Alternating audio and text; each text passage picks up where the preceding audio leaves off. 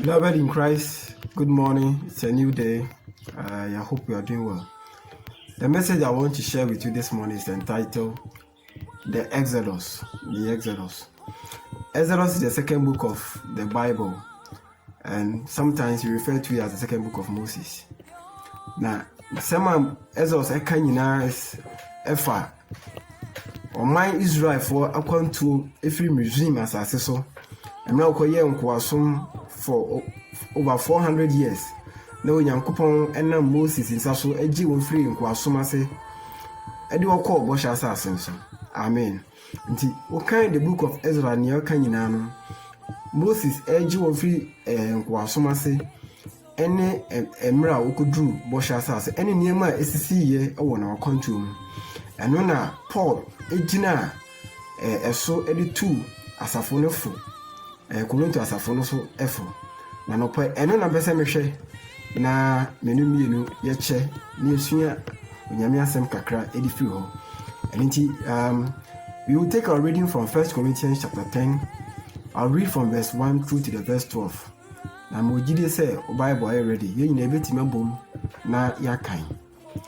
1 Corinthians chapter 10 verse 1 through to the verse 12. Moreover, brethren, I do not want you to be unaware that all our fathers were under the cloud, all passed through the sea, all were baptized into Moses in the cloud and in the sea, all ate the same spiritual food, and all drank the same spiritual drink, for they drank of that spiritual rock that followed them, and that rock was Christ. But with most of them God was not well pleased, for their bodies were scattered in the wilderness. Paul catch us afun say on person o man we be fi say wona jani nyina na fa mu nkumase na wo bon nyina asu e wo Moses mu e wo eponum ani mu nkunum na wo nyina edi hunhun aduane ene nsu adi wachi aye Kristo Yesu. The same thing and I be agidi free Onyankopon edi ye fam na ye wiase Misrim ejina ho ema wiase na uye Kristoni a dedi kan a oyen se ye bowosu na fe yasre won konkro su bosu ayeden abaso oman so first thing e wo famu asubo emra wonam pokoko mu ewade asem se na wo bo na su na emra mununku ne kata won so na ejina ho ema ho konkro su bo na enu na ewade asem ka se na nso nye omu nyina na etim kotu bo sha asase ne so. In the same way, yenina na waboye na su, yenina na efiri wiase, yenina na nya honkonkon bo hye, na yenina so na edi Holy Communion. Omo nso edi similar communion a na eye mana no. Amen. But not all of them made it to the promised land. And then Paul catch us afun say, the same way enyo mu nyina na dru bo hye asase ne so. So na yenso yanhwe a enye nyina na ebetimi adu heaven. Amen. Na wo se watwe wei amana yensenda ho se ne ebe ya yekan a nyema wo ye ya ama wo na ndrum yenkoye sa nyema ni bi na eno ena no pan besa mnu bi ni yehwe nyema ben na wo ye ya enti ama wo na ndru bo sha asase ne so nyema wo ye de na dosu na mbum Paul eka emu 4 are very very important. I need to and person numino yeche. I'll read verse 7. Number 1, do not become idolaters. Okay, I'll read from verse 6. Now these things became our examples to the intent that we should not lust after evil things as they also lasted. And do not become idolaters, as were some of them, as it is written. The people sat down to eat and drink and rose up to play.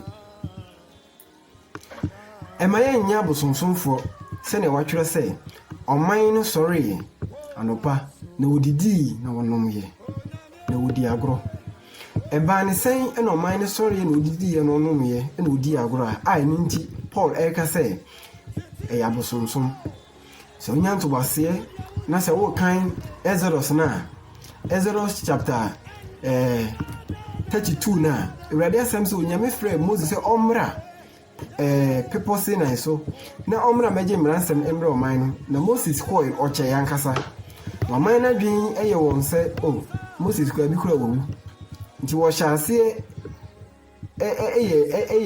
complain etia Aaron ani oman mpanfo aka se onye ohoni foforo ema won na won fanye won nyame na won di won ani emfa won ko bosha asase no so owo Misrim wan kai se na ohoni betimi wa ko bosha asase so onyame a wayi won afiri Misrim ede won ayi asenkyene kese ede won fa ayi epo emu apai mienu oman no wasn't convinced in the same way na yensu ye owiase onyame afre yen ba Kristo mu nanso eneyi de ya adwe se Yesu Kristo maye tosimienu ache nti yedidi ye no ye da yenhwe yi na yamma ewiase amedane bosom amayen amen untimi ensum awura no mienu untimi nsum Kristo na onsum ewiase na eno oman ni ye the people sat down to eat and drink and they rose up to play.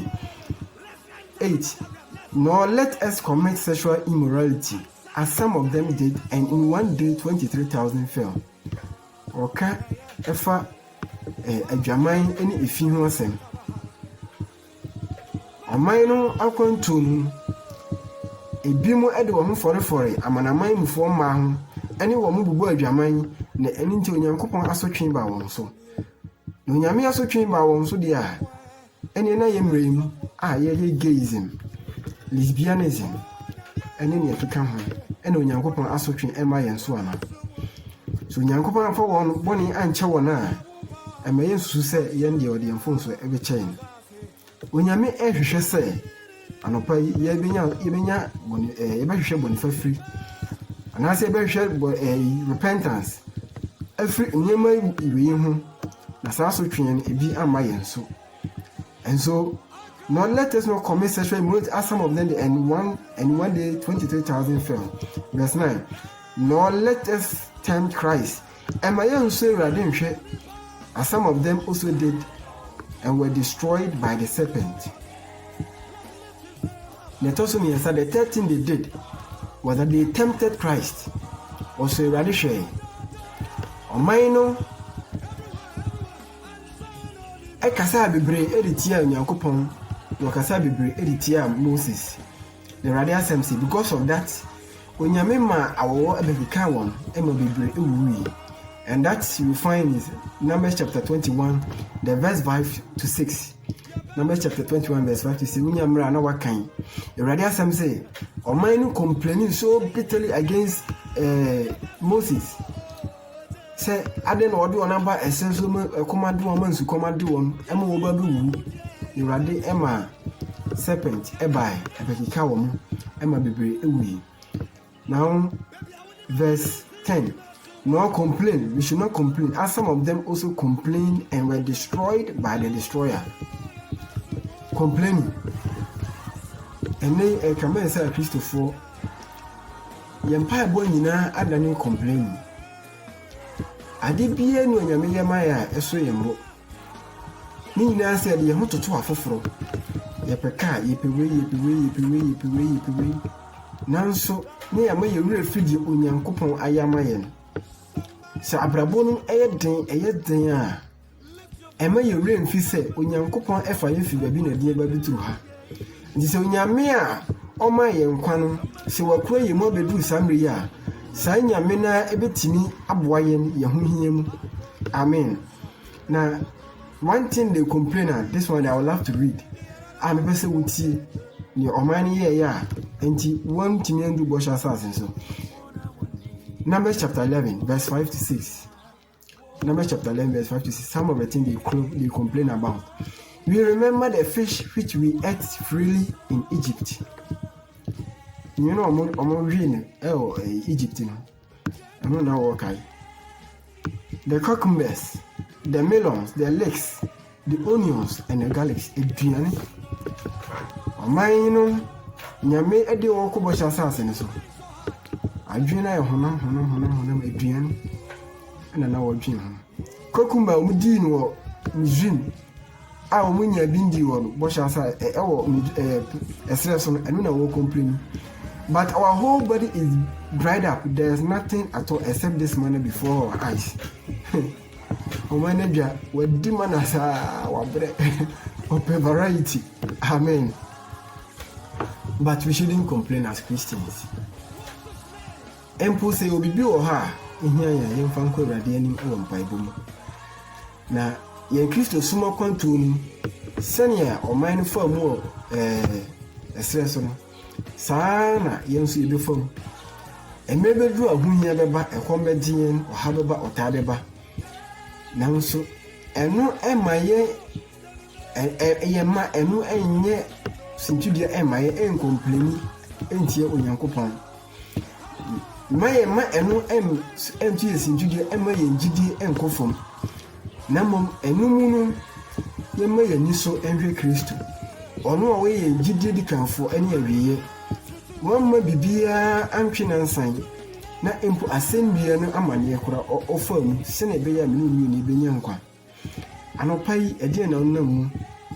Ɛdeɛn ɛna Kristo suma kwantuo mu? Ɔhaw ɔtaa bɛn na ɔnam mu? Mewetufo no mahyɛ nkuran sɛ mmea w'ani kakra na fam. Na Onyankopɔn yɛ ɔdomfo mmɔborɔhufo no. Ɔno a wɔde wahyɛ dwuma pa ase no, ɔde wo bɛwie. Anɔpa yi nneɛma fo ɛna ɔman no yɛyɛ a nti ama wɔn ankodu bɔhyɛ asase no so. Wɔn nyinaa na ɛbɔ wɔn asu, wɔn nyinaa na wɔfa amununkum no. Nanso ɛnyɛ wɔn nyinaa na ɛwie. Nka me mpaebɔ no sɛ ɛnnɛ yi a me ne wakyɛ Awurade asɛm yi. Nea wɔyɛɛ yɛ ama wɔn anduru no, nka me ne mmienu deɛ yɛnyɛ bi. Na nka ohwimmerɛ no eduru a, anaasɛ mpo ohwimmerɛ no amma bɛto yɛn. Na sɛ mpo daakye bi no yɛhyia wɔ heaven awufu nyani mu no, nka me ne mmienu bɛhyia. Na nka wama me high five. Na nka me mama high 10. Amen. Anɔpa Awurade nhyira wo. Awurade nka wo ho. Awurade mboa yɛn na yɛnyɛ sɛ Caleb ne Joshua wɔtumi duru bɔhyɛ asase no so. Awɔ yɛn Awurade Yesu Kristo dim. Amen.